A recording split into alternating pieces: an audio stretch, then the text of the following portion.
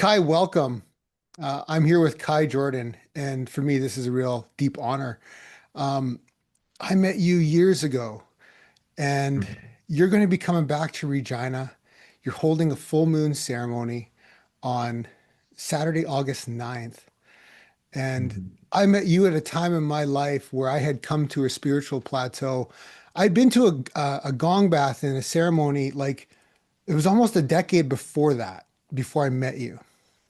But I Mhm. had come to a spiritual plateau in my life. And I started messaging people in my Facebook saying, is there anybody that is aware of a gong bath that's happening around the city? And I got a link to you, Kai, and there was a cacao ceremony and gong bath happening. I went there and I've been here ever since. And you know, when I look at it, it's nearly been a decade. I think that was probably about 2015 or so when that first happened. And I had experienced such a transformation at that event, at that ceremony, that immediately after that, I asked you, is there a way that I can serve? Because I wanted to get around you. And so, no doubt, ever since then, I found out about the world of coaching and the world of personal development in a deeper way through you. And so I want to honor that, man. And I want to honor you and the catalyst that you've been in my life as a friend, as a mentor, and as a professional coach doing what it is that you do. You're a steward for the profession, and I'm just so honored to be able to have this conversation with you. And you're coming home. I'm calling it Mhm. home uh, Okay. on Saturday, August 9th. So why don't you speak a little bit about what's going to be happening? Yeah. Well, thanks. Obviously, that's a beautiful introduction. And when I think about how we met and the camaraderie and the brotherhood that we built, like you were one of the first volunteers, but then you were the first person to begin offering ceremonies as well. And that for me to be able to see the growth and I remember you were working in a completely different field when we met, and then you came out of that, you got into the ceremonies, the coaching, and now that's your full-time thing, and the work that you're doing with truth and reconciliation, like it's just incredible to see what you've blossomed into. So I have a lot of appreciation and gratitude for you and how you've been involved in those early days as well. For me, we came up in the same space, in the same community, if you will. So now to be able to come back, um, having left and lived in Bali for 7 years, and then now we're out in Barcelona. My world has completely changed. I'm a father now to a 5-year-old son and a stepfather to two boys, a 12-year-old and a 10-year-old. And so my perspective on life has changed. My work has evolved a lot. Gabrielle and I, my wife, are doing relationship work. So a lot of the work has evolved also to include an understanding of how to build harmonious partnerships. Right. And so this ceremony, I wasn't actually planning to do anything. I was coming back to see family, but then I had this insight. I want to create a ceremony unlike anything else I've done. I want to bring it to another level. I want to do something that doesn't just give people an experience the night of, but it teaches them something they can do even after the fact. And so the way that this ceremony is set up is I've created, if you will, almost like a coaching workshop style formula. It has a theme. The theme is know your worth. And there's a process that I've been building out for the last year inside of some of my leadership consulting work. And it's all around, how do you build intrinsic worth? How do you create an understanding of your value that is independent of what's going on around you, independent of what people think of you, independent of what you do in the world, independent of how other people judge you or what they believe your status to be? How is it that you can exist here and know that you're worthy of love, honor, respect, and prosperity, not by what you do, but by who you are? And that's been such a powerful theme in the work that I've done with people. That's one of the three core problems that I work with One of the problems is disempowerment. So I don't feel like I have a choice to change my life. Another is I don't feel worthy of change or the beautiful things that I desire most. Okay. Then the next is I keep myself small. I suppress myself. I don't speak my truth. I don't express what I really want. And I don't assert myself in the world. And those are the three core problems, the inner problems that people face. So the theme of this one is the second one. Dignity is the solution. Dignity, knowing that you're worthy of honor, respect, love, and prosperity, is a whole body of work that I've been developing for the last year. And I'm going to be bringing that body of work into the ceremony, into the satsang. And we're going to create an experiential, transformational field that initiates that insight and that awareness into people. And we're going to blanket them with sound because you and I are doing a double gong bath where we're going to have one in the front of the room, one in the back of the room. And we're going to awaken a part of a person, a part of their spirit, a part of their awareness that is already there, that's just dormant. And that's the vision of this ceremony. And it's different than everything I've done. One, because I'm very different, but two, because I have included various elements that I didn't have access to 7 years ago when I was doing ceremonies. So that's a brief description of what's going to be happening. That's amazing. Know your worth is what this is all titled around. And you mentioned that. And I want to key into something that you shared here because it sounds like a lot has happened in your life Mm-hmm. since you left in 2018. And actually, I think that this is probably the first ceremony you've done here in this context since 2018. So, Yeah. so what's happened in your life since 2018 to develop or to create what it is you're bringing here? Because it sounds amazing. Yeah, that's a good question. I would say that if I could say there's one thing that happened to me that changed my life in the better is I saw that there was arrogance in me that I didn't recognize. I saw that there was a part of me that needed to be better than or needed to be more than who I really am. And because of that, I think I covered up aspects of myself, parts of myself I didn't like, parts of myself I didn't feel good about, parts of myself I was ashamed of. And I used my accomplishments, or I used the things that I could do for people. I used my accolades or my talents or my skills to hide those other aspects. And when I started to recognize that, when I really became aware of what I will share in the dignity process, this know your worth theme around humility. And humility is I am what I am and I don't know what I don't know. When I started to embrace what I am and realize I don't know what I don't know if that's a good thing. I don't know if that's a bad thing. I don't know if I'm better than someone. I don't know if I'm worse than someone. I don't know where I am on the scale. Like I just can't place myself. I don't want to conclude something about this life. I started to grow spiritually and emotionally and relationally in ways that I hadn't known were possible because arrogance is actually, I would say it's one of the major components that holds people back. There's two things that prevent people from growing: arrogance and protection. And there's two things that help people grow the most, which is vulnerability and humility. That's what I learned from relationship, is that relationships don't grow unless there's vulnerability and humility. They don't grow if I'm sitting here saying, I know best, I'm right, you're wrong, I'm better, you're worse. Like you create losers in your life when you need to be a winner. Right. So this is all the understanding that I've gathered through the relationship work and the work with my partner in our own relationship and with clients and with couples and also being a dad.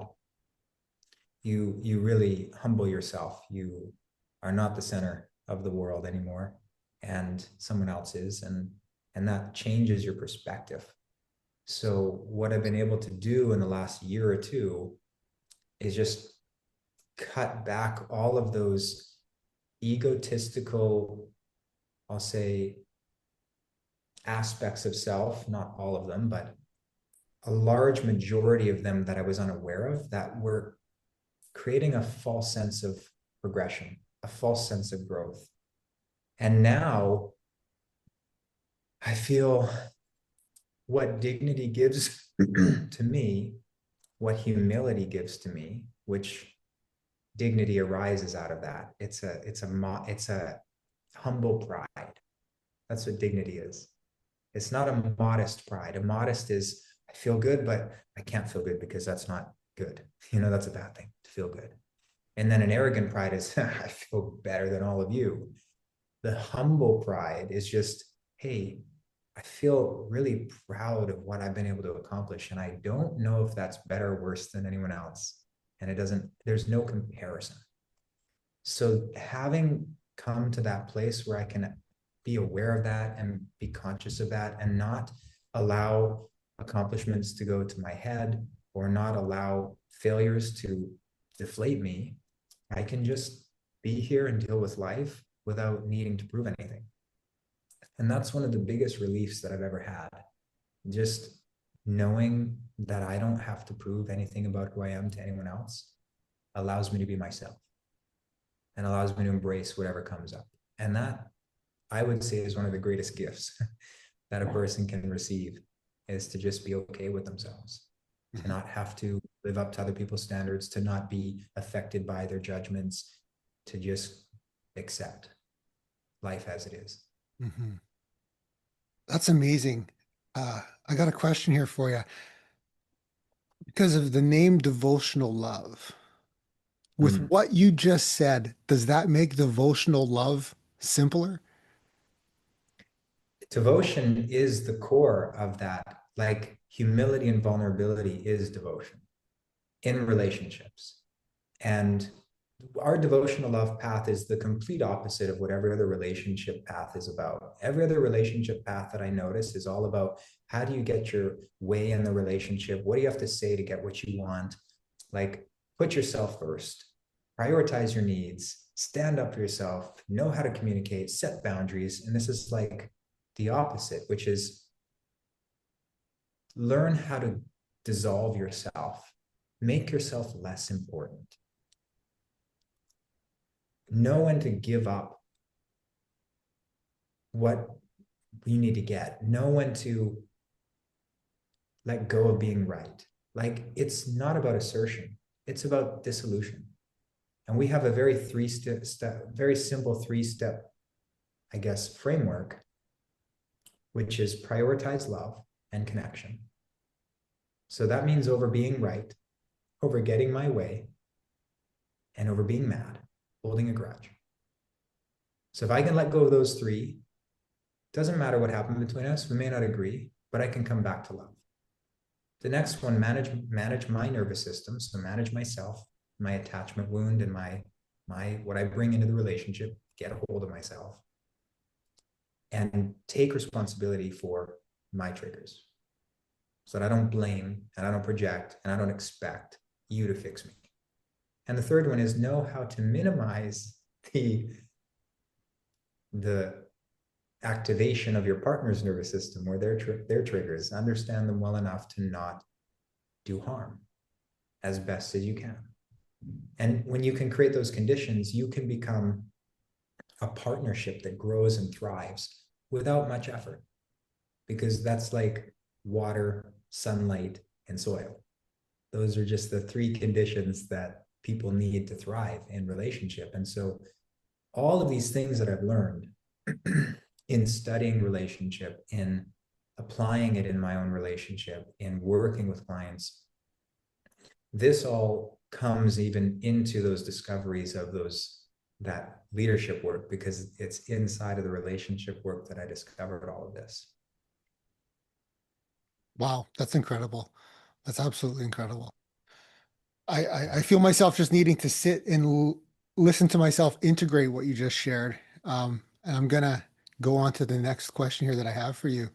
Um, and it's, how is this event, this ceremony, different from the ones that you curated here back in the day, back, 2018? Well, one of the major differences is back when I was doing work then, I was using a lot of tools like gongs and cacao, and I was relying on the tools to do the work. When I left, I really started exploring the question, how do I become the medicine? How do I become the tool or the instrument through which all of the frequencies can be transmitted through? And I did learn how to do that, and I embodied that. And so now I'm using the tools not for their effect, but more as an extension of myself. And I am the tool, I am the medicine. It's my embodiment, it's my frequency, it's the vibration that I've cultivated over the years that I'm transmitting. And also this new focus, having a theme. I've never had a theme in the ceremony before. And I am also including a 2-hour masterclass workshop that I did that people can watch before, and it gives them a process to create intrinsic worth. So this is a ceremony where there's care before, there's an experience and a transmission during, and then there's also practice that develops afterwards that can be created within their own daily life. So it's not something you become reliant on me for, it's something that you learn for yourself and you apply it to your life. That's what's different, is I've really created a technology for people to utilize in their own life. It's the same one that I use. It's the same one that I use with my clients. So I'm giving that in addition to the ceremony, the experience itself. That's amazing. That for me is a definite shift from coming to a ceremony, being held in the threshold and in the field of ceremony, and then going out afterwards. Um, the way that you're staging it really does ramp up into the ceremony, and then there's this piece because I've always noticed for myself there's a deeper integration that happens after the ceremony. A ceremony is just a piece of it, and Mm-hmm. what happens afterwards, you're addressing that with what you're putting together for people. So what in the context of that, what will people get from this event? The simple way, again, when I said humility or humble pride, a sense of knowing that you're worthy of love, honor, respect, and prosperity, not because of what you do, but because it's your birthright. People will see. I'll be able to help people gain the insight to see what I saw in that time together. And the other thing that they'll walk away with is a tool to continue to uncover the hidden parts of themselves that they have buried away under judgments and feelings of I'm not enough and I'm not good enough, or I'm a bad person, or whatever it may be. I'm not smart enough. I'm not, beautiful enough. Whatever the judgments may be, they will have a tool to be able to uncover and release and to heal those self-judgments. And that is a tool that allows them to see their true form, to see their true essence, instead of having a created image of self based on all the different experiences they've gone through, positive and negative. And a lot of the times we lean more towards the negative side and we build our image on that.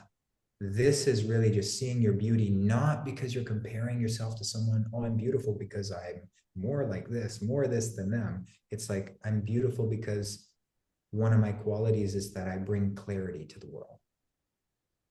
I'm beautiful because because I feel sad right now. And my sadness is worthy of honor and respect. So I don't need to hide it, and I don't need to be ashamed of it. And therefore I can express that. There's 5 components to dignity, or this process of dignity. And these make up the core essence of who people are. One is their needs. And a need is your sacred no.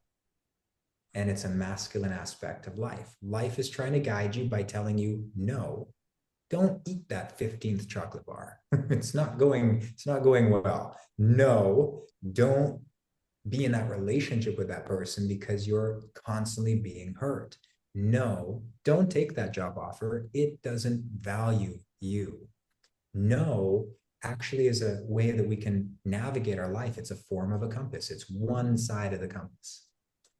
The yes is your feelings, or sorry, your desires. The yes is what spirit wants for you beyond protection and survival. So the needs are the no, and the protection and survival are managed that way. The yes is what would take my life into thriving. What would I really like to do? Okay, I don't want to be working this job. I want to go become a coach. Oh, I don't want to live here. I want to live there. It sets your soul on fire when you follow your desire. So a lot of people suppress their yes. A lot of people suppress their no. They don't honor it. They don't respect it. This process allows you to bring those to the surface, and spirit speaks through you through your no and through your yes. Then there's feelings. How many people actually acknowledge, especially men, what they feel?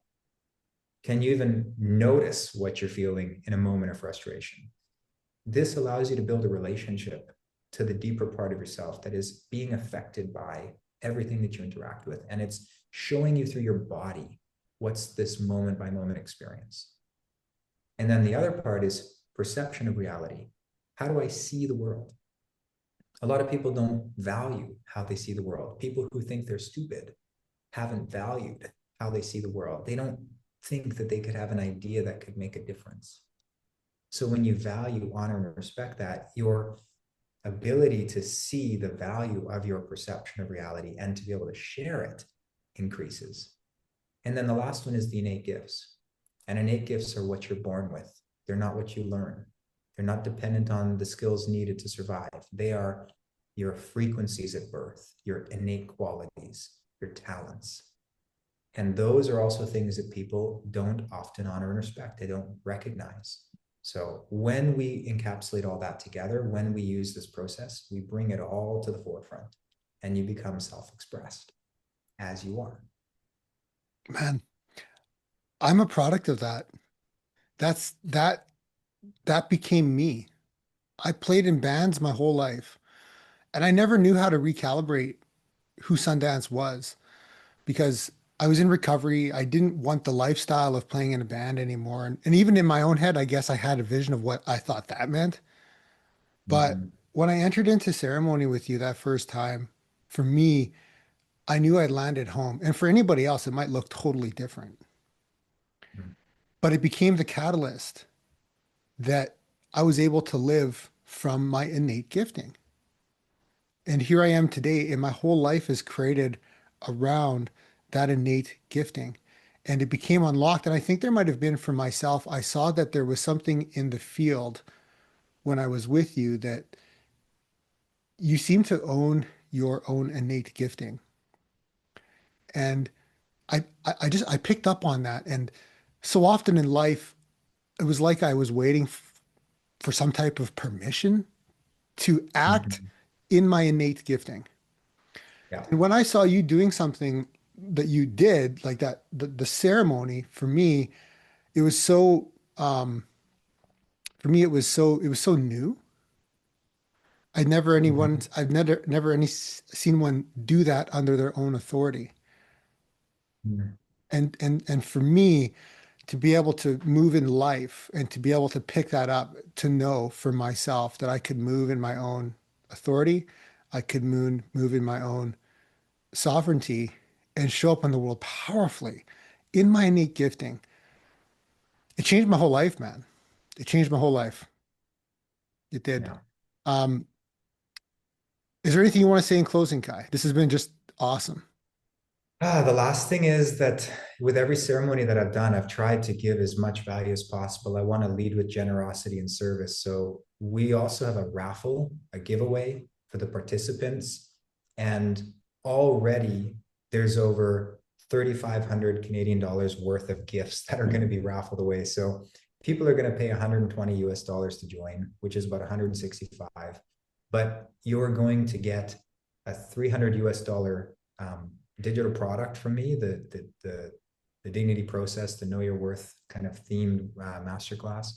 And then there's a high chance that you'll walk away with a giveaway as well, because we're going to have almost enough for one per person. It's looking that there's almost going to be one per person. So I just wanted to give as much value as possible. There's some sessions with me that I'm giving away. There's some massages with my dad. There's Brownstone Health is donating through one of their collaborators inside the business a number of sessions that they have things like infrared sauna or PEMF mats, or they have different services. So there's all of these cool, holistic, integrative medicine based services that are going to be donated. There's maybe some products that will come in later down the road. So it's another thing that it's just what can we give? I look at this like how can we create a space of abundance for everyone to come in and to enjoy the experience and to really transform. I want to initiate a community. I want people to grow from this work, and I want them to continue growing after the ceremony. So, you know, I see that there's so much value being added to this that it's a steal to come in and, at 120 US, maybe it's a lot for some people, maybe it's perceived as an expensive thing, but I wanted to create as much value as possible. And it's going to be an amazing transformative experience for those who are called to join. And we have a limited spots. We have just around 30 spots available. So, and I'm pretty sure those will fill. Amazing. Well, I'll also gift one free session to one person. Not free, but you show up and you're listening. So I'll do that. Of course. All right. Thank you, Sundance. Appreciate that. Absolutely. Okay. Well, I'm looking forward to seeing you, my brother. Me too. Me too. I Talk will soon. see you on the. Cheers. Bye.